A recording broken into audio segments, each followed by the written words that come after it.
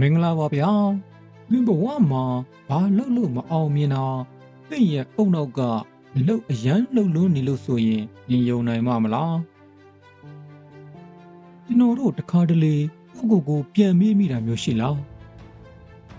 ဘာလို့ငါဘဝကဒီဝင်ကဘာထဲမှာပဲအမြဲလဲနေရတာလဲဆိုပြီးတော့ပေါ့အလုပ်တစ်တွေစလုပ်တယ်စာအုပ်တွေဖတ်တယ်ဘာသာစကားတစ်တွေလေ့လာတယ်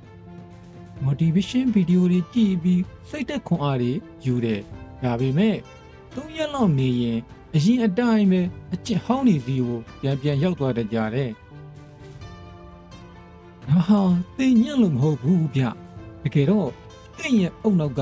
သင်ကိုယ်တိုင်ပေးထားတဲ့ညွန်ကြားချက်အမားတွေအတိုင်းအတိအကျလှုပ်ပေးနေတာပါကဘာကျော် Neuroscientist ပညာရှင်ဘော်ဘီဂျီဘိုဒန်ဟမ်မာကသင်အုံနောက်ဟာပျက်စီးမနေပါဘူးသူကအရန်ကိုအလုံးလုံးလုံးနေတာပါလို့ဆိုပါတယ်ဒီနေ့ဗီဒီယိုမှာတော့သင်ရဲ့အုံနောက်ထဲက software ကိုအသစ် update ပြန်တင်ပြီးဘဝကိုဆယ်ဆမြန်ပြောင်းလဲပစ်မဲ့နီးလန်းတွေကိုလက်တွေ့ကြပြောပြပေးသွားမှာပါဒီ15မိနစ်ဗီဒီယိုကသင်ရဲ့နောက်ထပ်15နှစ်မကတဲ့ဘဝကိုလုံး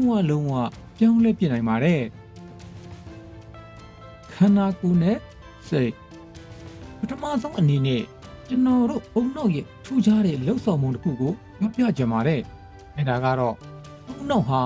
စိတ်ကူးနဲ့လက်တွေကိုမခွဲခြားနိုင်ဘူးဆိုတာပါပဲခဏလေးမျက်စိမိတ်ကြည့်လိုက်ပါသင်ရှေ့မှာ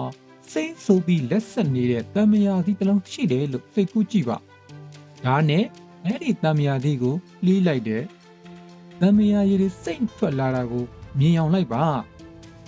ပြီးရင်အဲ့ဒီတမယာသီးစိတ်လေးတွေကိုသင်ပါစက်ထဲထည့်ပြီးအားရပါရထိုက်လိုက်တယ်လို့စိတ်ကူးကြည့်လိုက်ပါဒီရီထွက်လာတယ်မဟုတ်လားသင်ပါစက်ထဲမှာတမယာသီးကတကယ်မရှိဘူးလေဒါပေမဲ့သင်အုံနောက်ကတော့ဒါဟာတကယ်ဖြစ်နေတာလို့ယူဆပြီးခန္ဓာကိုယ်ကိုတုံ့ပြန်ခန့်လိုက်တာပေါ့သိပ္ပံပညာမှာဒါကို neuroplasticity လို့ခေါ်ပါတယ်သင်ကငါတော့ဒီနေ့အလုပ်မှာအဆုခံရအောင်မှာပဲလို့ကြိုပြီးတွေးနေရင်သိခန္ဓာကိုယ်ကအဆုမခံရခင်ကတည်းကစိတ်ဖြည့်ဆည်းမှုဟော်မုန်းတွေထုတ်ပေးနေပါပြီသင်ရဲ့အုံနောက်ကိုသင်ကိုယ်တိုင်ဒုက္ခပေးသူဖြစ်အောင်လုပ်နေမိတာပါကျွန်တော်အဓိကဆိုလိုချင်တာကတော့ငါကတော့မအောင်မြင်နိုင်ပါဘူးကွာလို့သင်စိတ်ထဲမှာထက်ခါတလေလဲပုံဖော်နေရင်သင်ရဲ့အုံနောက်ကအဲ့ဒီအတိုင်းဖြစ်အောင်ခန္ဓာကိုယ်ကိုရှုံးနေသူပုံစံသွင်းပေးလိုက်တာပါဒါကြောင့်သင်ရဲ့အမြင်အတန်အတိအတွေ့အနံ့နဲ့အရသာလူကောင်းနေနဲ့ပြောရရင် VAKOG တွေကိုဘလို့ထိန်းချုပ်မလဲဆိုတာကအဓိကပါပဲမြေပုံဟောင်းကိုလွှင့်ပစ်ပါဒုတိယအချက်အနေနဲ့ကျွန်တော်တို့ဘဝကိုပိတ်လောင်ထားတဲ့ this mass is not the territory ဆိုတဲ့အယူအဆအကြောင်းပြောပြကြမှာတဲ့မြန်မာလူဆိုရင်တော့မြေပုံဟာနေမီအစ်စ်မဟုတ်ဘူးပေါ့ကျွန်တော်တို့မြန်မာလူမျိုးအများစုမှာရှိတတ်တဲ့အကြီးမားဆုံးမြေပုံအမှားကြီးတစ်ခုရှိပါတယ်အဲဒါကတော့ဒါငါကံပဲငါအတိတ်ကံကမကောင်းလို့သူ့ဒီဘဝမှာဒီလိုပဲဖြစ်နေရတာဆိုတဲ့အယူအဆပါပဲသင်တခုခုရှုံးနေသွားတဲ့အခါဒါမှမဟုတ်ဘဝကရှေ့ဆက်မတိုးတက်ပဲဖြစ်နေတဲ့အခါဒါငါကံပဲဆိုပြီးလက်လျှော့လိုက်တာမျိုးရှိလားတကယ်တော့အဲ့ဒီကံဆိုတဲ့ခံယူချက်ဟာသင်ငယ်ငယ်ကလေးကပုံဝန်းကျင်ကပေးလိုက်တဲ့မြေပုံအဟောင်းကြီးတစ်ခုပဲဖြစ်ပါတယ်သင်ကငါကံပဲလို့စိတ်ထဲမှာထက်ခါတလဲလဲပုံဖော်နေရင်ဘုနောက် neuroplasticity ကသင်ကိုရှုံးနေသူအဖြစ်ပုံစံသွင်းပေးလိုက်မှာပဲဖြစ်ပါတယ်သင်မှာရှိတဲ့ငါကတော့ဉာဏ်မကောင်းဘူး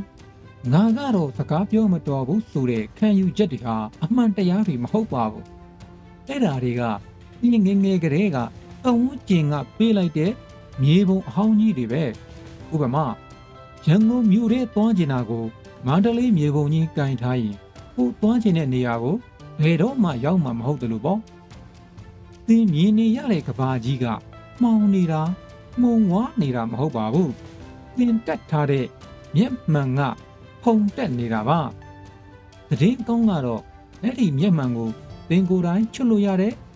တုတ်ပေးလို့ရတယ်ဒီမြေပုံကိုဖြတ်ပြီးအစ်စ်ပြန်ဆွဲလို့ရတယ်ဆိုတာပါပဲသင်က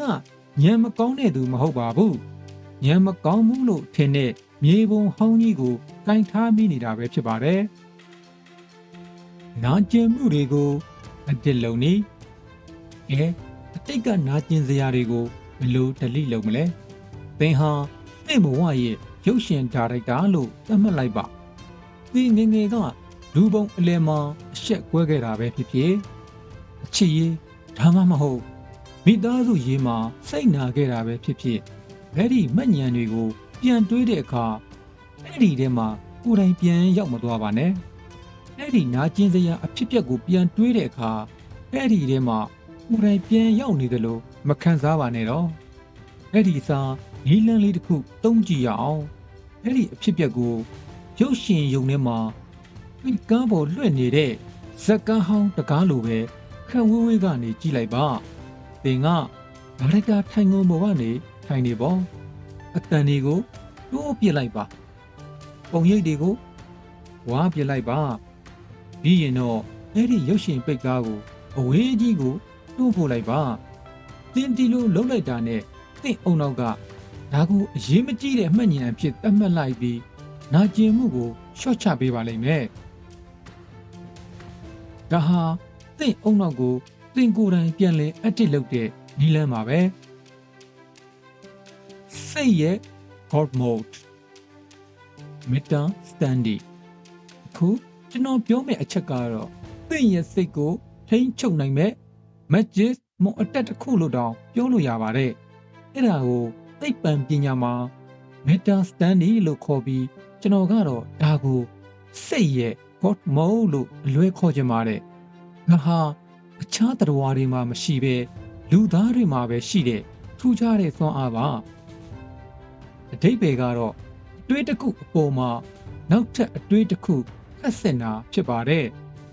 ဥပမာလေးနဲ့ရှင်းပြပေးမယ်ဗျာသင်လူအများရှေ့မှာစကားထွက်ပြောရရမယ်ဆိုပါစို့အဲ့ဒီအချိန်မှာသင်စိတ်တွေလှုပ်ရှားရင်းနေတုန်ပြီးကြောက်စိတ်ဝင်နေတယ်မလားအဲ့ဒီကြောက်စိတ်ကိုဖြောက်ဖို့ကြိုးစားလေလေသူကပူကြည့်လာလေလေပဲ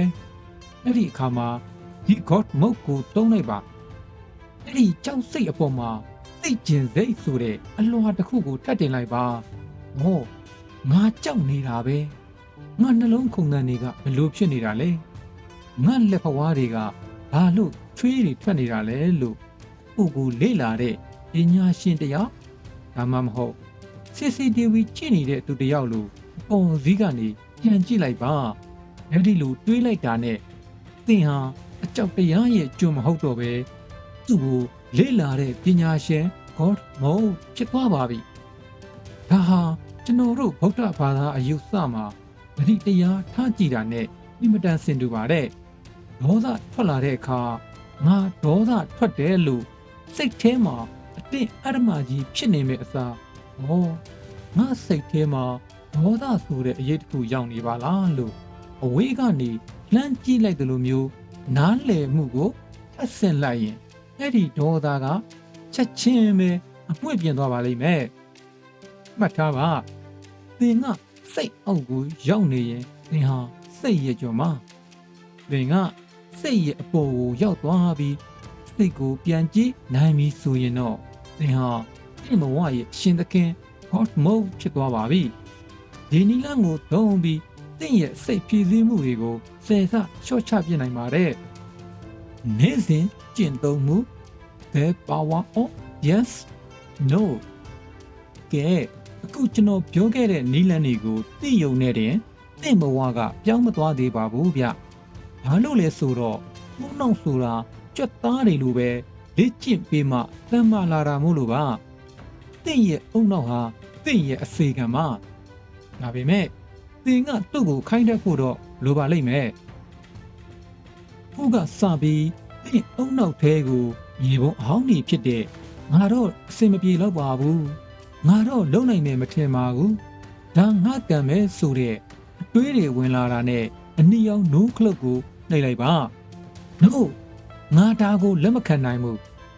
ဒါဟာငါရဲ့မြေပုံအဟောင်းကြီးပဲလို့အတန်ထွက်ပြီးပြက်ပြက်သားသားပြောပြလိုက်ပါဒီလိုညှက်ဆန်လိုက်တာဟာတင့်ရဲ့ဖုန်းနောက်ကိုဒီလမ်းကြောင်းအတိုင်းဆက်မသွားနဲ့တော့လို့မိတ်ပေးလိုက်တာပါပဲပြီးရင်တော့အစိမ်းရောင် yes ခလုတ်ကိုနှိပ်ဖို့အလက်ရောက်လာပါပြီသင်တကယ်ဖြစ်ချင်တဲ့ပုံစံသစ်ကို yes ဒါဟာငါပဲလို့ယုံကြည်ချက်ရှိရှိဝန်ခံလိုက်ပါဥပမာငါဟာအခက်ခဲတွေကိုကြော်လွှားနိုင်တဲ့သူပဲ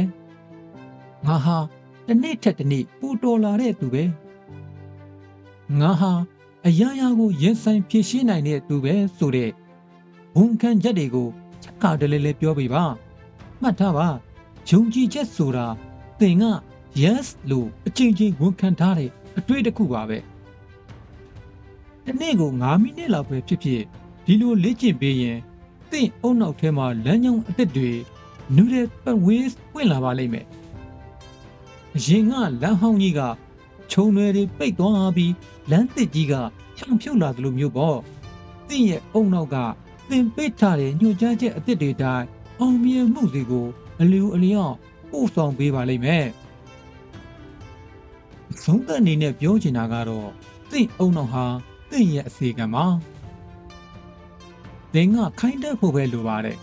အတိတ်ကမြေပုံဟောင်းတွေကိုလွှင့်ပြေးပြီးဘဝတစ်ကိုစတင်မှုသင်ကိုယ်တိုင်ပြည့်ချက်ပေးလိုက်ပါသင်ဟာသင်စိတ်ကိုချားနာအောင်လုပ်နိုင်တယ်လို့ကျမ်းမာအောင်လဲပြန်လုပ်နိုင်တဲ့စွမ်းအားရှင်ပါသင်ဟာသင်ဘဝကိုဆယ်ဆပြောင်းလဲပြဖို့စွမ်းအားအပြည့်ရှိပါတယ်ခုပဲစတင်လိုက်ပါဒီဗီဒီယိုကသင်အတွက်အကျိုးရှိတယ်ဆိုရင် like နဲ့ share လုပ်သွားပေးပါအောင်ဗျနောက်ထပ်ဘဝအတွက်အသုံးဝင်မဲ့အတွေ့အမြင်ဘ ഹു တုတ္တရေးနားဆင်ကြရင်တော့ကျွန်တော်တို့ရဲ့ KTW Insight Channel ကို subscribe လုပ်ထားဖို့လည်းမမေ့ပါနဲ့အောင်နော်ဒီရှုနားဆင်ပေးခဲ့တဲ့အတွက်ကျေးဇူးများကြီးတင်ပါတယ်ဗျာ